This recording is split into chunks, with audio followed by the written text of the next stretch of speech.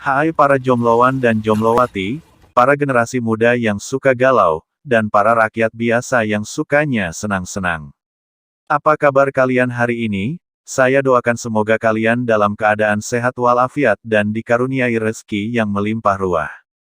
Selamat datang kembali di channel saya PVM. Bagi kalian yang baru pertama kali menemukan channel ini, jangan lupa untuk like, share, komen dan subscribe serta aktifkan tombol loncengnya, agar kalian tidak ketinggalan update video alur cerita film terbaru dan menarik lainnya. Oke, langsung saja, pada video ini, PVM akan merangkum sebuah alur cerita film yang berjudul Seven Sword. Film ini dirilis tahun 2005 yang disutradarai oleh paman saya, Tsui Hark. Film ini menceritakan tentang kisah 7 orang ahli pedang, yang bergabung dan berupaya menyelamatkan penduduk desa Silat, dari pembantaian yang akan dilakukan oleh Jenderal Firewind yang sangat kejam. Maka tanpa berlama-lama lagi, langsung saja siapkan kopi, udut, dan goreng pisangnya. Kemudian kunci pintu dan kencangkan ikat pinggangnya, lalu simak alur cerita ini dengan seksama.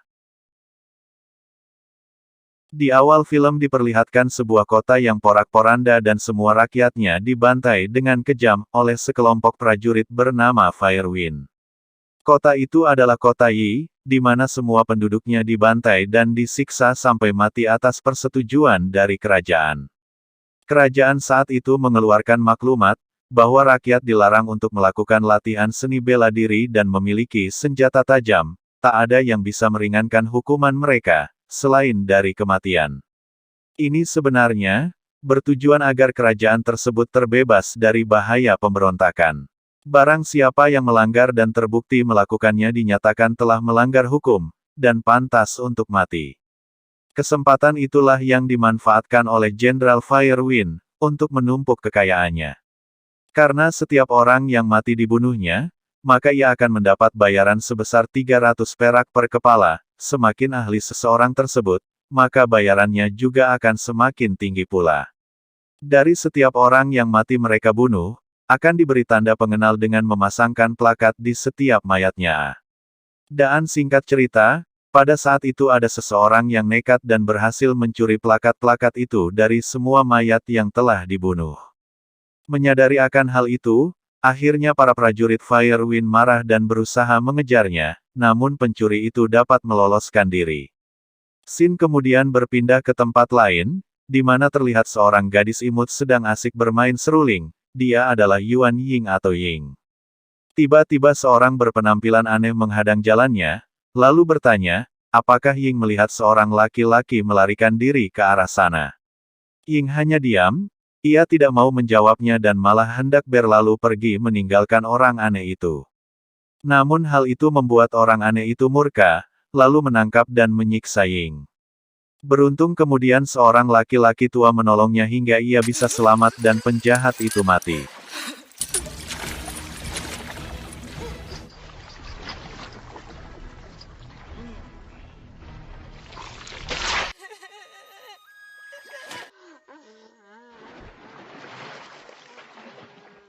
Sementara laki-laki tua yang menolongnya itu terluka parah.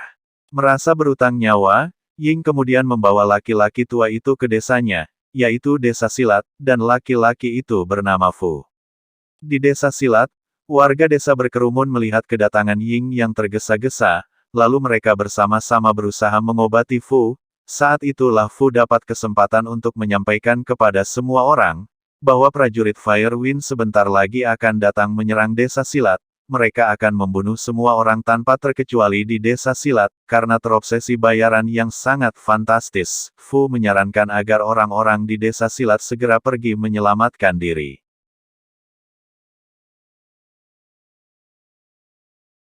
Namun kala itu, tiba-tiba seorang muncul dan memarahi Fu. Ia bernama Doulo.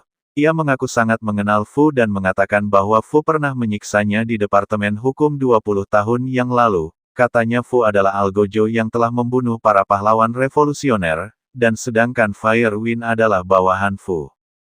Mendengar hal itu, semua warga tersulut amarah. Mereka kemudian sepakat akan menghukum Fu dengan hukuman gantung. Namun sebelum dieksekusi, Fu awalnya diikat dan ditahan dulu di bawah pengawasan Han. Ying yang merasa perlu membantu Fu, lalu menemui Fang, karena Fang adalah kekasih Han, maka Ying meminta agar Fang mau membujuk Han, supaya mau membantu Fu melepaskan diri dan selamat dari hukuman.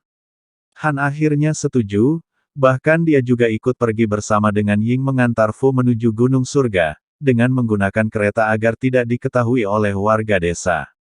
Namun tanpa mereka sadari, ternyata seorang anak kecil bernama Hua, sudah mengetahuinya dan ia pun sudah melaporkan kepada ayah Fang dan para warga desa.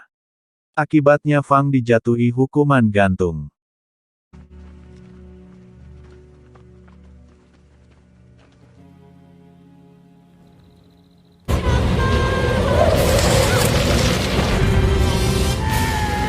Scene berpindah kepada Han dan Ying. Mereka telah sampai di Gunung Surga, namun mereka sempat kecewa, karena tidak ada dari pendekar gunung itu, yang mau membantu desa mereka.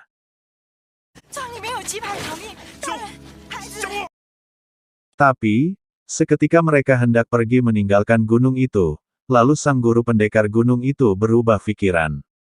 Han dan Ying kemudian diberikan masing-masing sebilah pedang, meskipun mereka belum memahami cara menggunakannya. Sang guru juga meminta Xin, Mulang, Yun Chong, Chu Zaunan dan Fu untuk ikut membantu menyelamatkan desa silat. Dan mereka bertujuh itu adalah pendekar tujuh pedang yang terkenal. Di sisi lain, di markas Firewind, seorang divisi keuangan kepercayaan jenderal, sedang menghitung hasil pendapatan mereka saat itu berupa uang, emas, gandum dan termasuk 6 orang budak-budak cantik yang salah satunya bernama Green Pearl. Budak cantik itu kemudian berhasil memikat hati jenderal dan dipilih sebagai wanita simpanan.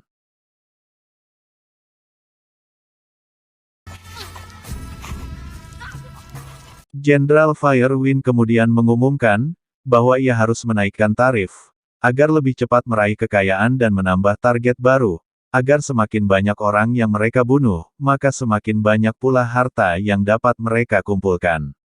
Dan jenderal memutuskan target mereka berikutnya adalah desa silat. Tak lama berselang waktu kemudian, di desa silat orang-orang sedang ambil ancang-ancang akan mengeksekusi hukuman Fang.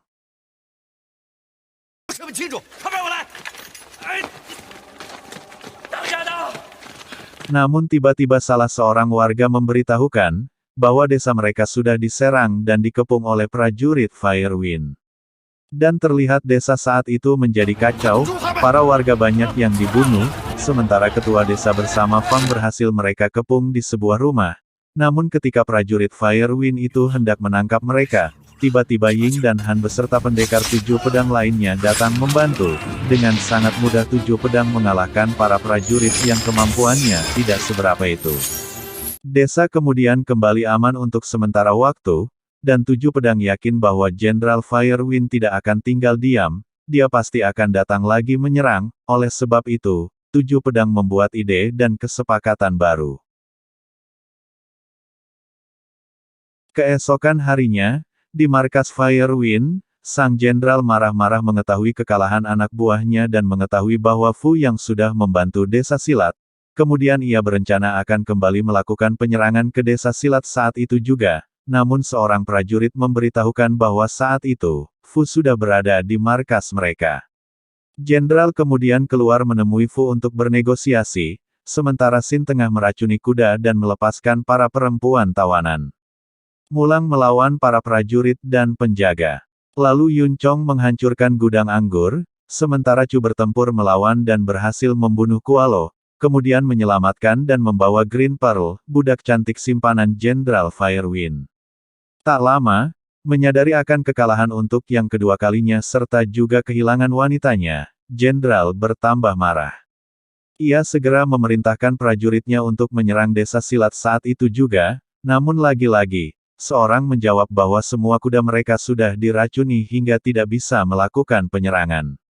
Jenderal pun semakin naik pitam, percuma punya prajurit, tapi gabut semua, alias gaji buta.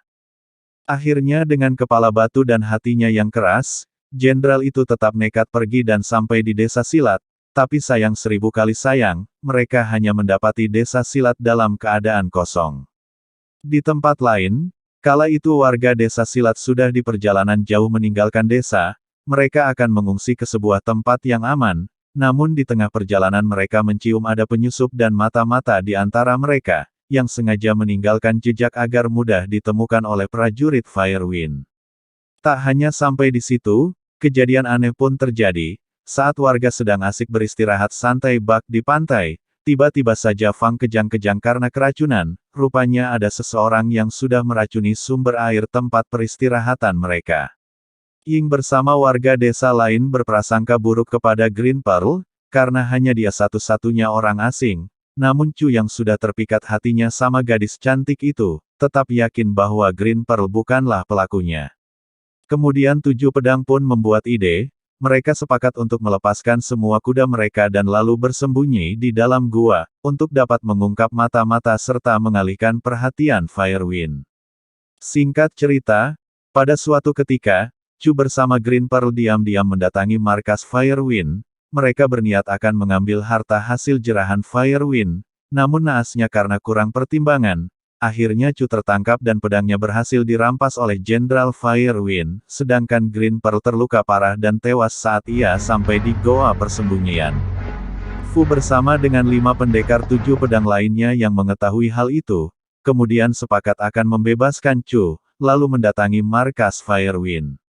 Awalnya Fu dan Jenderal Firewind seperti biasa, mereka melakukan negosiasi dulu, Jenderal Firewind akan melepaskan Chu, jika Fu dan pendekar yang lainnya bersedia menyerahkan pedang mereka. Kala itu Fu dan pendekar lainnya itu sepakat. Tapi, saat giliran penyerahan pedang terakhir, yaitu pedang Ying, Ying melawan karena tidak terima diperlakukan dengan tidak sopan, akhirnya terjadilah pertempuran besar.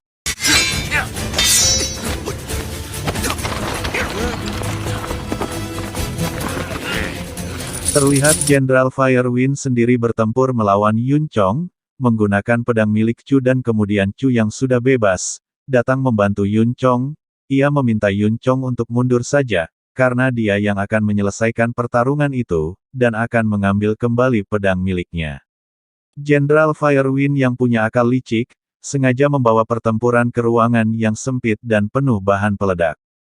Ia kemudian berhasil mengambil pedang dari tangan Chu, namun Chu kembali dengan mudah mengambil kedua pedang dari tangan Jenderal Firewind, dan menusuk dada jenderal itu hingga tembus. Jenderal Firewind terlihat sudah tak berdaya, namun di ujung nafasnya itu ia masih mengambil kesempatan untuk menjatuhkan api di ruangan itu agar ruangan itu meledak dan terbakar, namun Chu yang dibantu Yun Chong akhirnya berhasil mengatasinya dengan sigap dan dengan kerja sama yang baik. Sementara Jenderal Firewind tewas seketika itu.